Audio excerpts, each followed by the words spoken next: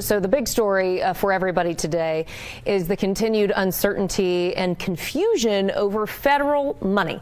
So this morning, the Trump administration said it rescinded that memo that we covered yesterday, freezing federal loans and grants.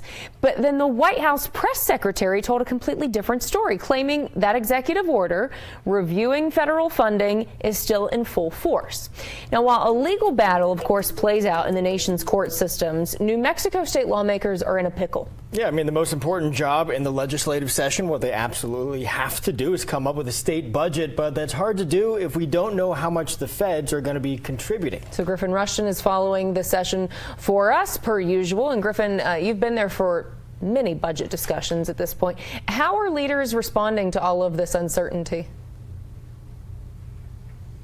Well, it seems they are just trying to keep up with everything coming out of Washington, just like the rest of us. By the time the director of the Legislative Finance Committee was able to update lawmakers today on everything that's happening, the federal funding freeze was essentially over, but that didn't spare New Mexico from the temporary consequences. The LFC director confirmed to lawmakers today that New Mexico's Medicaid funding portal was shut down yesterday, just like many other states, but he said that no services were interrupted for New Mexicans. However, he did reveal the healthcare authority is still missing $40 million it was expected to receive from the feds on Monday. However, it's not exactly clear exactly what that money is earmarked for. Other than that, it seems things are back to normal today. And the big question right now is if state lawmakers need to start preparing a contingency plan. New Mexico receives billions of dollars in federal funding every year, and the LFC director revealed those payments are often reimbursements, meaning the state fronts the cost for things like Medicaid and the feds pay them back. And he says there's really only so much money in New Mexico's bank account. If it were a 2-week period, then we'd have to work around that reimbursement process to make sure services don't stop, but we know that we're going to be able to have enough money in the Treasury. That would be longer than that would be problematic.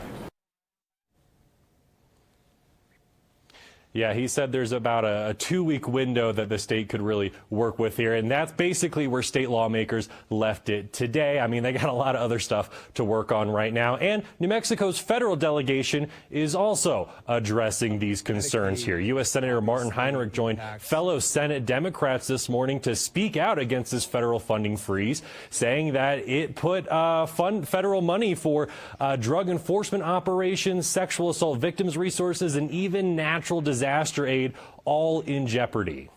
You're going to tell people who are the victim of these fires, one of which was actually the result of actions of the federal government that impacted these communities, that that we're going to hold up your disaster assistance funding until we figure out whether giving you that funding is somehow woke?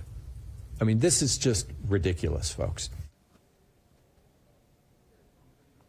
A spokesperson with Governor Michelle Lujan Grisham's office says she's working with Attorney General Raul Torres, state lawmakers, and her cabinet secretaries to determine the implications of this in New Mexico. And he says our initial assessment indicates serious constitutional concerns that require immediate attention. Now, the governor's office is expected to release a more detailed response to this in the coming days. And legislative leaders say they're going to be keeping an eye on everything that's coming out of Washington and if there is another federal freeze, but at least for now it seems they are not planning to build a new state budget proposal without federal funding involved.